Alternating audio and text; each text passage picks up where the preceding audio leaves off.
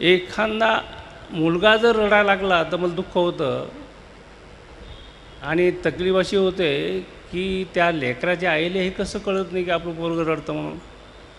कारण त्याच्या रडण्यामुळं मी विचलित होतो, मला दुःख होतं आणि त्या आईला काहीच वाटत नाही.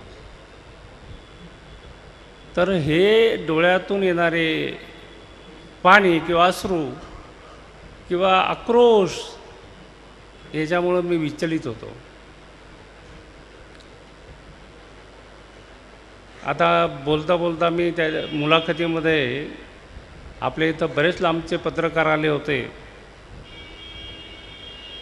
केरळ, लखनौ, छत्तीसगड, दिल्ली, त्यांनी माझ्या मुलाखती घेतल्या. तर त्या मुलाखतीमध्ये काही जे मी बोललो फार स्पष्ट, तर काही पत्रकारांना खटकलं ते की इतकं सरळ बोलू नये बुवा, इतकं स्पष्ट बोलू नये. तर मी ज्या ठिकाणी राहतो त्या ठिकाणी कधीही तुम्ही या आणि मला भेटा, मी उपलब्ध आहे.